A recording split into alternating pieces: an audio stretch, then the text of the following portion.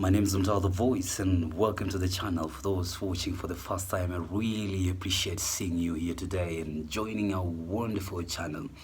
So, the biggest question that has been coming mostly in my inbox and my social media platforms, especially on Instagram, has been which among the countries that you have gone to is your favorite? It actually is a very challenging question actually, because when you say this is my favorite country, you look at different aspects because all countries are not the same, and you have different experiences. On one side you can have a bad experience, but on another side you can have a good experience in in that one country. So I've been fortunate enough to visit a few countries, but most of the time the countries that I do the vlogs, when I go there and start doing the vlogs, I say this is my first time in Tanzania, this is my first time in Uganda, this is the first time in Congo or Rwanda or wherever, but that is my first time when doing vlogs. So actually, that is not like my first time being there. I've been very, no, let me not say many because I know people have traveled, but close to, let's say, around 10 countries. But let me now share with you the countries that I've done the vlogs. Of course, we're talking about Rwanda, we go to Tanzania, we go to Uganda, and of course Congo, and at the same time my home country, Kenya. So when you talk about, affordability, let's talk about affordability. The most affordable country for all of them was Tanzania, actually. Like when I try and compare with, Rwanda and Uganda, Tanzania was cheaper. Tanzania was cheaper. Okay, let's begin with accommodation. I actually did now with the correct, correct conversion to dollars. I used $10 per night in that hotel that I was sleeping at. So you can imagine $10 in a foreign country, and the place was nice. If you have not watched the video, go back and watch the video so that you get to see what I'm talking about. And you're talking about $10 at the same time. You are talking about bed and breakfast, and the breakfast was good actually. Breakfast was good. Even the affordability of transport, good, good, good. I think, but I think Rwanda was slightly lower as compared to to Tanzania. When you talk about transportation, that is when you want to pay fare from one place to another. Another thing about Tanzania is that while there, I went for can I say it, hiking or road trip, which went to Kikuletwa. Imagine I paid 10,000 Tanzanian shillings, of which when you convert is not far from not far from was it 10 or was it 10 or 5? I need to confirm, but it was not far from $10,000. Not 10,000, $10. I mean, sorry for that. Okay, so now let's go to okay, we are talking about affordability. Now I'm talking about receptiveness to people, foreigners. Tanzania was easy peasy for me. I think because we speak, we have a common language. At the same time, we speak Swahili, so there's no much difference between Tanzania and Kenya. Maybe the difference mostly comes in terms of currency, because the Kenyan currency is a little bit stronger as compared to, to Tanzanian. Not even just Tanzanian, as compared to all East African countries. So let's go to, let's go to Uganda. Ugandans are very beautiful people, amazing people, but now the experience I had there with, we are talking about the police and the immigration officers. Most of the time we are talking about the government officials. Most of the people, when I talk to them, they will tell you this, even with my experience. I'm talking about Uganda. It's not that it's my first time in Uganda, actually. I was born between a border between Kenya and Uganda. So I've gone to Uganda several times, and I can't even count how many times I've been in Uganda. At the same time, I've got more relatives in Uganda than even Kenya myself, in my home country. So you can imagine how conversant I am with Uganda. So The problem people do have with Uganda mostly is the police. And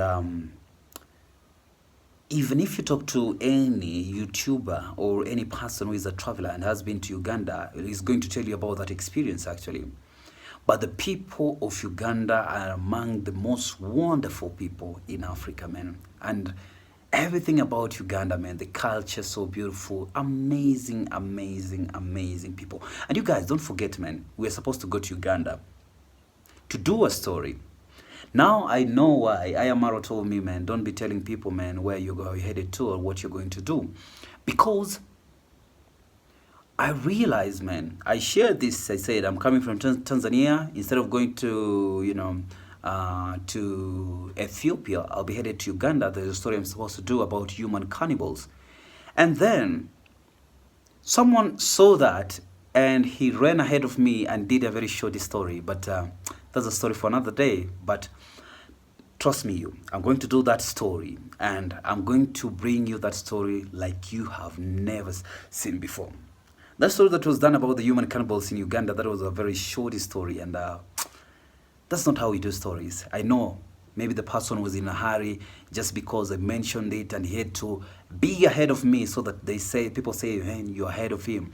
But I'm going to do that story and you're going to like it because I'm going to do that story in a way that how I understand Uganda, and I'm going to give you that collective, context of it, and you're going to like it. So you keep following because very soon we are going to do that story. We are redoing that story, and I promise you that story is going to be wonderful. That aside, Uganda has got a very, very, very amazing people, very amazing culture. Uganda have got a very diverse culture actually. Don't think that everybody in Uganda is a Baganda. Baganda is a group of people, one of the dominant groups in Uganda, but we have got the Nyankole, we have got the Gishu, we have got the Karamojong, we have got the Ankole, I need to confirm that, Alur, so many tribesmen there and communities in Uganda, so most people tend just to generalize. Same to Kenya, same to Tanzania. Don't generalize a certain community thinking that every Tanzanian, Kenyan, or maybe Congolese, that is their culture, because in Africa, let me talk about Africa. In general, Africa, there is a big context, there is different communities who are totally different from each other. So sometimes when you talk about similarity, just know there are some differences. So Ugandan culture, food, amazing. So, but now when you talk about the enforcement, talk about the police officers, immigration officers, that's where most people do have problems with Uganda, but amazing. Now let's go to Rwanda. Rwanda, amazing Rwanda. I had a very good time in Rwanda. Amazing people, amazing ladies, amazing people. But I realized also, apart from people in Rwanda being amazing, there is this fear when they see the police officers. I don't want to understand why so, but I had good experience with the police officers in Rwanda, especially at the immigration. There was a lady there who was so wonderful, asking me, how was Rwanda? How was it? Are you planning to come back? And I say, of course, I'm coming back to Rwanda. Amazing. But the opposite, I had it in Uganda. I had a really rough time at the, Ugandan immigration. I don't know why. But it was all wonderful. The people of Uganda, too perfect, amazing people. And I really encourage you guys, go down there in Uganda, explore the culture, explore the people of Uganda and how wonderful they are. So let's go back to Rwanda.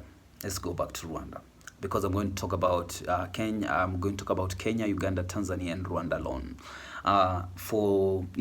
For Congo, I'm going to give you a different story that that you're going to like. You're going to like that story, because I'm going to tell you a story about a lady. While back in campus, I had a Congolese girlfriend. The stories. So let's go back. So in Rwanda, amazing ladies, amazing culture, amazing people, amazing hearts, and affordable as compared to Kenya, but is not affordable as compared to Tanzania. Tanzania was a little bit affordable as compared to Rwanda, according to my experience. Maybe someone else is going to tell you a different experience. So know that, keep that in mind. So one thing about Rwanda that I liked is the straightforwardness of people, man. People cannot call you because you're a foreigner, using maybe the public means. They're going to tell you the exact prices that they are going to charge the local there. The food same, even the accommodation, they're not going to call you because you are, a foreigner. That's the most wonderful, and security was wonderful. Like the nose, pickpockets, because I was using my phone, imagine, because I lost my camera, remember?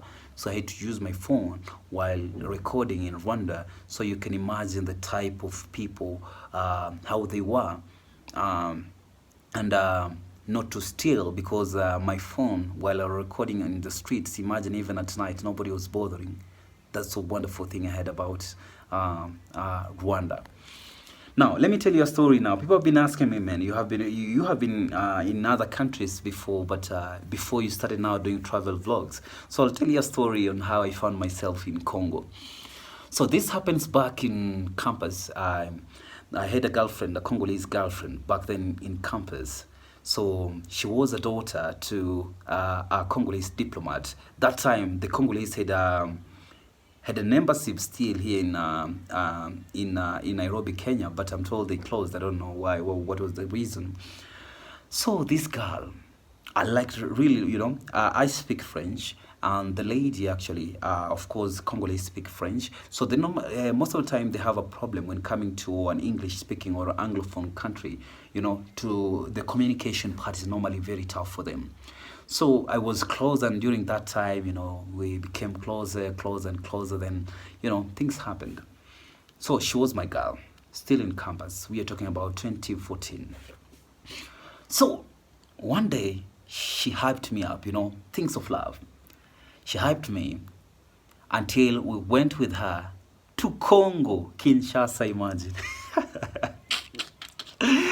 Daughter of a diplomat, man. Daughter of a diplomat. So that's how I found myself in Congo for the first time, man. And that was, I can say it was illegally in Congo. So you can imagine how it was. So what happened after that? So, of course, we came back to Kenya. I came alone, of course. She went back because she knew how to maneuver, because the problem was that, I cannot go through the airport simply because, we'll have a lot of questions.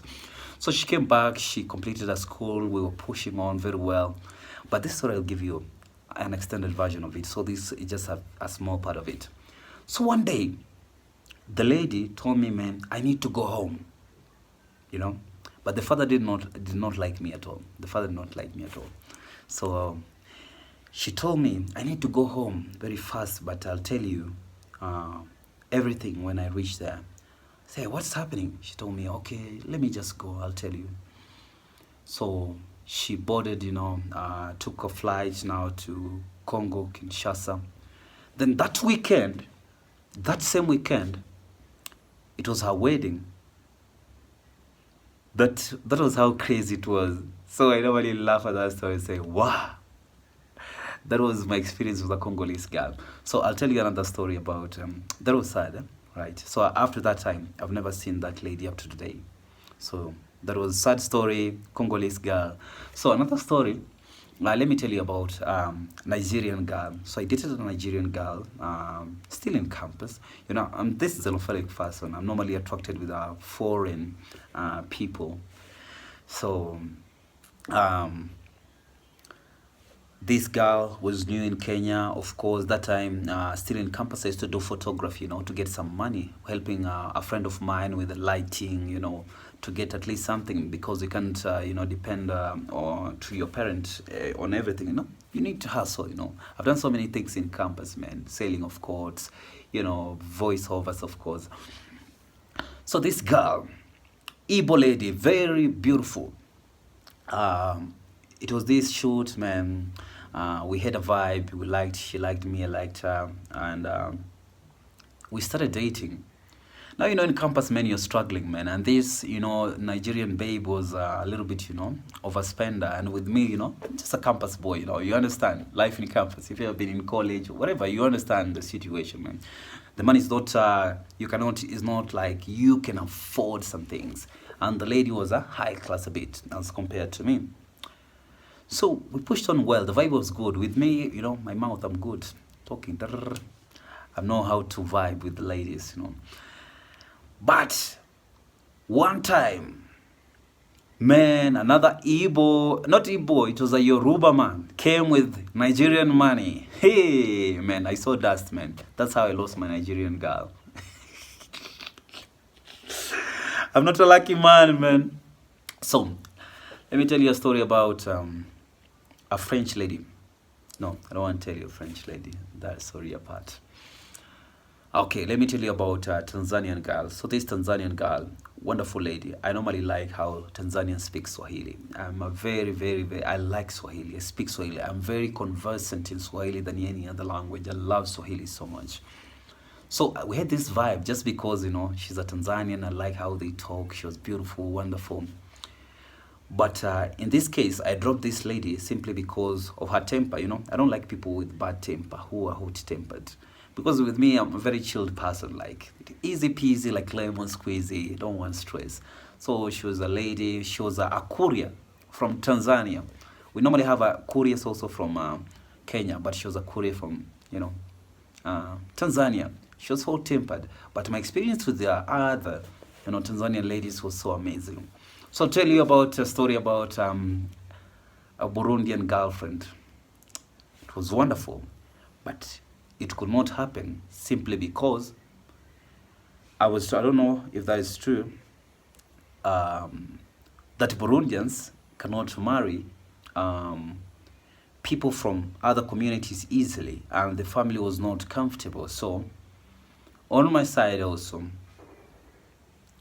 I didn't want to have that clash with the family. So I said it's easy peasy, not in a bad blood. She went back home. I think she's married right now, I don't know. And that was it. And that was my experience with girls from the, East Africa. So let me tell you something. I've got relatives by blood, not my children actually, but relatives by blood I've got in Congo. I've got them in Tanzania, Uganda, South Sudan, Ethiopia. But for Burundi and Rwanda, I don't have any relative by blood. So I said this thing in a previous vlog, and people asking me, now you have gone to Rwanda, now you need to marry a Rwandese girl. Oh man, easy peasy like lemon squeeze, With me, I like things when it goes with the vibe. And I'm not a dick-driven person. I go with the vibe. So don't harass me. Don't think I went to Rwanda just because I want a girl from a Rwandese or a Rwandese lady. That was not the same. So all of a sudden, now that was a story about what was my amazing country. So I had a very good time in Rwanda. I had a good time in Tanzania. But I'll say this. Tanzania was easy peasy for me simply because we share a lot of things. So Tanzania, I had a wonderful time in Tanzania. At the same time, I had a wonderful time in Rwanda, but not in Uganda. That's why I need to go back to Uganda so that I share with you how wonderful Ugandan people are, because it is only, at the immigration where I normally have a problem. But all of all, Uganda is a wonderful country. That one I can promise. That's why I want to go back and share with you that story. So for all of that, so where do you think? Is it Rwanda for me, or man, I've been having a cold. It's very cold in Nairobi, man. And I've been having a common cold. That's why the other time I told you I lost my voice. Sorry. So between that, do you think Rwanda or Tanzania was the best for me? In terms of, how people are straightforward, it was Rwanda for me. But in terms of now feeling at home, Tanzania was the best for me. What do you think? My name's Mtawa the Voice. Have a wonderful time. I'll share with you some videos.